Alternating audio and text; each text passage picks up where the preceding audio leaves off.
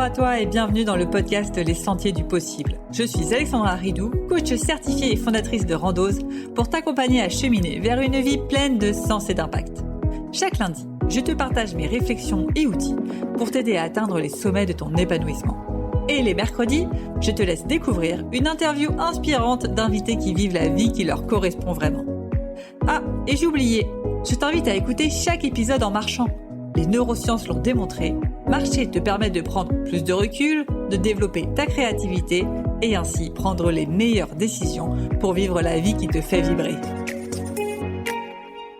Et c'est parti pour cet épisode qui t'est dédié si aujourd'hui tu as l'impression de subir le regard des autres. Ça veut dire quoi? Si aujourd'hui tu as l'impression que tu t'empêches de faire des choses qui sont pourtant bonnes pour toi par peur du regard des autres.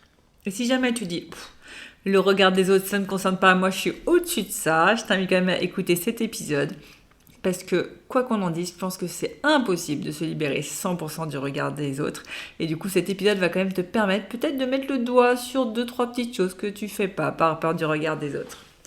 Alors, c'est parti, on rentre dans le vif du sujet. Déjà, la première chose dont je voulais te parler, c'est d'où vient cette peur du regard des autres parce que finalement, comprendre déjà d'où ça vient, ça permet de mieux l'accepter. D'où vient cette peur ? Tu l'as peut-être déjà entendu, si c'est le cas, tant pis, je te fais un petit rappel. Cette peur vient de la préhistoire, clairement, c'est nos origines, c'est nos ancêtres. Pourquoi est-ce que c'était ultra important d'avoir peur du regard des autres ? Tout simplement parce que à l'époque, rappelle-toi, on est en pleine Afrique, on a le risque de se faire bouffer par un lion, on vit dans des petits villages, et qu'est-ce qui se passe si justement les autres ne t'aiment pas ? Tu te fais éjecter du village. Si tu ne suis pas la trajectoire qu'on veut pour toi, tout simplement, les gens du village, ils te disent « Ok, ciao, bye bye, tu nous saoules, tu sors ». Et qu'est-ce qui se passe quand tu te fais virer d'un village ? Le prochain village, il est peut-être à 100 km. Et qu'est-ce qui se passe sur ces 100 km ? Tu te fais manger par un lion. Je te la fais courte, globalement, ton cerveau, du coup, il s'est programmé pour se dire « Ok, il faut que j'ai l'acceptation du groupe, sinon je me fais bouffer par un lion, c'est une question de vie ou de mort. » Ça a duré, désolée, je suis pas très bonne en histoire, des millénaires, des centenaires, bref, je sais très longtemps. Ce qui fait que ton cerveau, il est toujours programmé comme ça.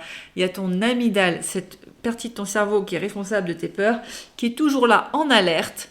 Attention, si je ne me fais pas accepter du groupe, tu vas te faire bouffer par un lion, tu vas mourir.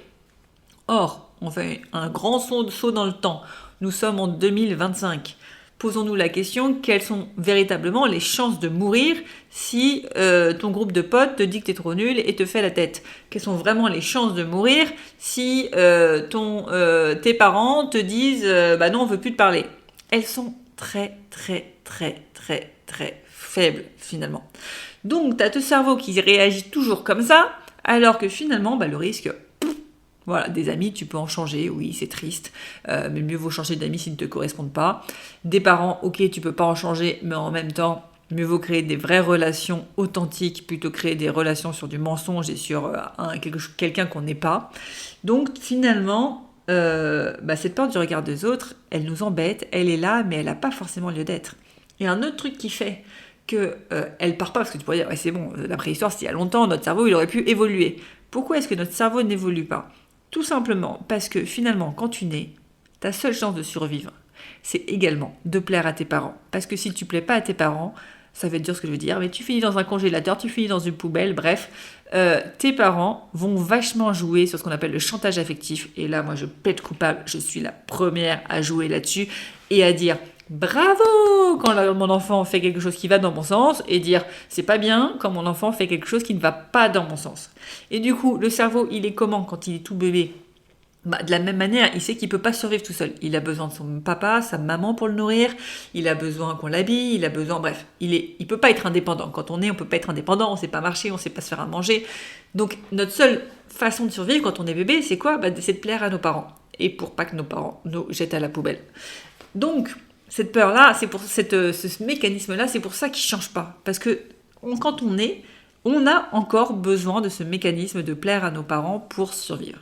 Et c'est là où, à l'adolescence, on prend conscience qu'en fait, on peut être autonome, on prend conscience qu'on peut se faire à manger tout seul, qu'on peut se faire de l'argent, etc. Qu'est-ce qui arrive ? La crise d'adolescence. on rejette l'autorité. Là, on se libère du regard de ses parents et on se dit je peux exister par moi-même. Et après, petit à petit, du coup, le cerveau, il arrive un peu à se libérer du regard de ses parents, un peu se libérer des autres, mais pas tant que ça, parce qu'il y a quand même ce mécanisme profond. Alors, j'espère maintenant que tu as tout bien compris.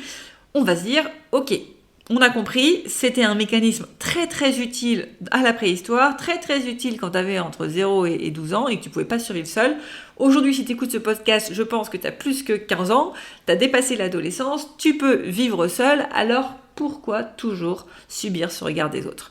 Et aujourd'hui, je te propose des clés pour justement t'en libérer et être pleinement toi-même, puisqu'il n'y a plus de question de vie ou de mort.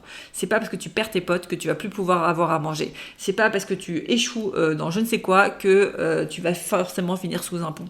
Donc on va aller se libérer de ce regard.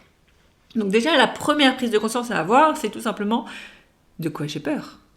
Qu'est-ce que mon regard des autres m'empêche de faire ? Aujourd'hui, tu as peut-être une liste de choses. Tu dis, si vraiment j'étais toute seule sur une île déserte, je ferais ça. Mais là, aujourd'hui, c'est pas possible. Parce que j'ai le regard de mon mari, j'ai le regard de mes enfants, j'ai le regard de mes amis, j'ai le regard de mes parents. Qu'on se le dise, on a beau évoluer, même à 60 ans, on a toujours le regard de ses parents. Donc, il y a plein de regards qui font qu'on n'ose pas, qu'on a peur d'échouer, qu'on a peur de passer pour, j'en sais rien, moi, quelqu'un de fou, pour passer pour un perché. Bref, on a plein de peurs. Donc déjà, c'est mettre le doigt sur, ok, qu'est-ce que je m'empêche de faire par peur du regard des autres et de quoi j'ai peur. Supposons, j'ai peur de changer de voix. Ok, j'ai peur qu'on dise quoi de moi ? Mais en fait, j'ai peur d'échouer. Ok, si j'échoue, qu'est-ce que j'ai peur qu'on dise de moi ? Ah, j'ai peur qu'on me dise, oh là là, elle a plein d'idées, à chaque fois elle se lance dans des nouvelles idées, elle rate toujours, elle sait pas où elle va. Ok, on va utiliser ça. Ce truc de je sais pas où elle va. Elle change tout le temps d'idée. On va d'abord s'arrêter dessus et se dire, ok, en quoi en fait je suis déjà comme ça ?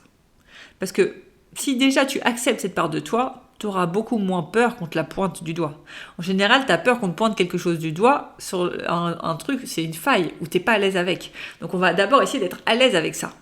Ok, si j'enchaîne les échecs, en quoi déjà aujourd'hui, avant même de faire un autre échec, j'enchaîne les échecs et en quoi c'est ok ? En quoi c'est ok que je sois perché ? En quoi c'est ok que je sois une mythomane ? En quoi c'est ok que je sois égoïste ? Allez chercher tout ça et en quoi vous l'êtes déjà et en quoi c'est ok, quels sont les bénéfices à l'être. Je donne un exemple que j'ai souvent chez mes clients, c'est se lancer sur les réseaux sociaux. J'ai peur qu'on dise que je sois une vendeuse de tapis. J'ai peur de me ridiculiser. Ok, en quoi je suis déjà ridicule dans ma vie ? En quoi c'est un bénéfice ? En quoi je suis déjà une vendeuse de tapis, en quoi ce sont des bénéfices. Et donc allez chercher, si je prends l'exemple du vendeuse de tapis, en quoi déjà dans ma vie d'aujourd'hui, je fais la vendeuse de tapis. Par exemple, vous faites peut-être la vendeuse de tapis avec vos enfants, là, à leur vendre à tout prix qu'il faut avoir des bonnes notes pour avoir un bon job. Peut-être que vous faites le vendeur de tapis avec votre copain, avec votre conjoint, parce que vous essayez de lui vendre que les vacances, j'en sais rien, moi, à Aix-les-Bains, c'est mieux que les vacances à Saint-Tropez. Peut-être que vous faites déjà le vendeur de tapis au boulot, parce que vous êtes là, on va essayer de vous battre pour faire passer un projet ou une idée. Aujourd'hui, prenez conscience que vous faites déjà peut-être ce que vous voulez éviter faire, et quels sont les bénéfices ? Quels sont pour les bénéfices pour mes enfants ? Est-ce que je leur vends du rêve en disant que s'ils travaillent bien, ils auront un bon job ? Les bénéfices, c'est que si je leur vends pas du rêve, ils vont clairement pas travailler, ils vont pas forcément avoir toutes les chances de leur côté, et c'est dommage. Les bénéfices que je vende du rêve à mon mari sur des vacances avec les bains versus Saint-Tropez, c'est que pour mon mari, ça va lui permettre, si on va avec les bains, je sais pas moi, de faire un bol de nature et ça va lui faire du bien versus Saint-Tropez où il y a plein de monde et on va tous se prendre la tête et ça va être des vacances en famille affreuses. Ça va peut-être être aussi bénéfice sur le portefeuille de mon mari, ça va lui coûter moins cher. Bref, allez creuser quels sont les bénéfices à être que vous ne voulez pas être pour accepter d'être comme ça. Et du coup, de la même manière, là, donc, sur les réseaux sociaux, vous ne voulez pas qu'on vous prenne, par exemple, pour une vendeuse de tapis, allez vous dire, c'est quoi les bénéfices ? Est-ce que sur les réseaux sociaux, on me prenne pour une vendeuse de tapis ? Les bénéfices, c'est que ces personnes-là, je vais les pousser à oser passer à l'action. Parce que si je leur dis, si je leur fais pas la vente de tapis et que je leur dis que leur vie est foutue et qu'il n'y a pas de solution et qu'ils sont obligés de vivre avec ça, c'est sûr qu'ils vont pas bouger. Alors que là, si je leur dis que oui, c'est possible de vivre de ton activité, c'est possible de transformer ton hypersensibilité en force, c'est possible de dépasser ce trauma, là, ça va leur donner envie de se bouger. Donc j'ai un intérêt, ils ont un intérêt, il y a des bénéfices pour eux à ce que je fasse la vendeuse de tapis. Il y a des bénéfices à ce que, par exemple, si vous avez peur de l'échec, à ce que j'enchaîne les échecs.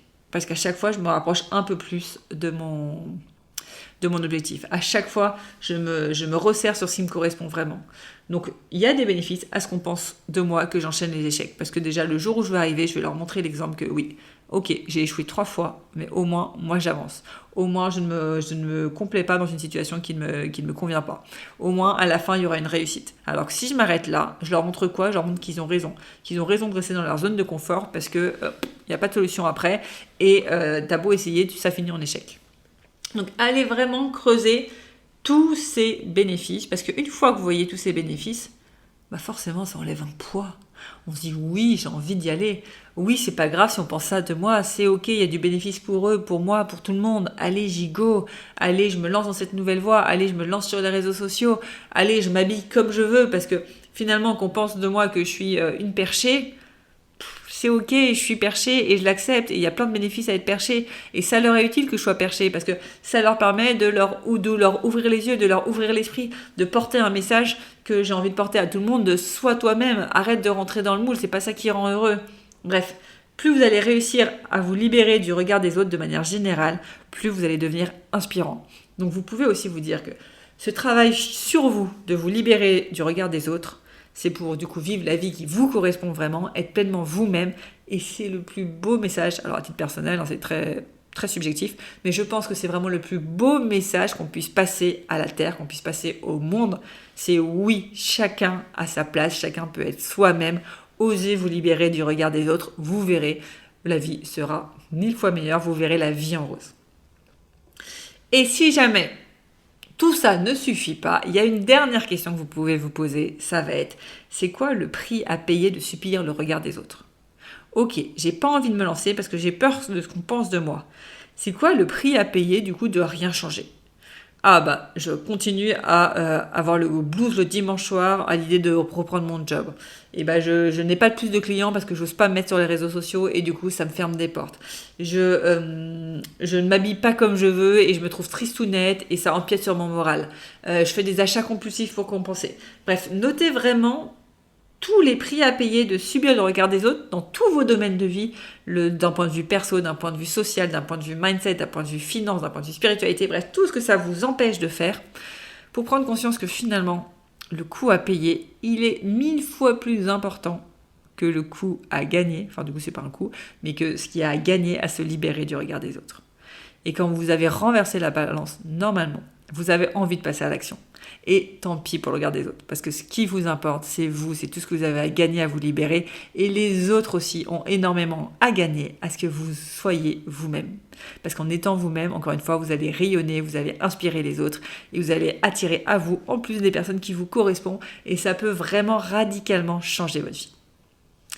Alors là, si à la fin de cet épisode, vous n'êtes pas prêt à passer à l'action et à vous libérer du regard des autres, honnêtement, je ne sais plus quoi faire. Dites-moi, envoyez-moi un message sur Instagram, sur LinkedIn pour que j'essaye de creuser le point avec vous. Mais vraiment, là, pour moi, je vous ai donné toutes les clés pour vous libérer du regard des autres.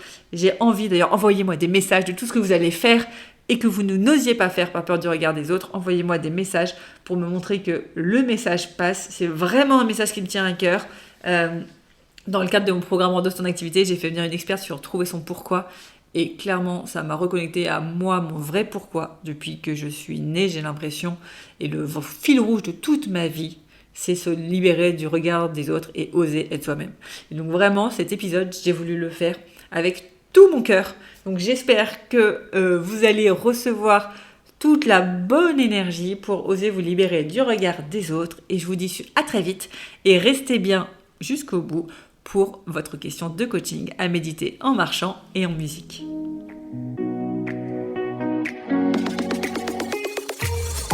Avant de te plonger dans la question de coaching du jour, pense à rejoindre la plateforme d'exercice en ligne du podcast pour y retrouver les notes d'épisode, les questions de coaching et l'action à réaliser pour cheminer pas à pas vers une vie pleine de sens et d'impact.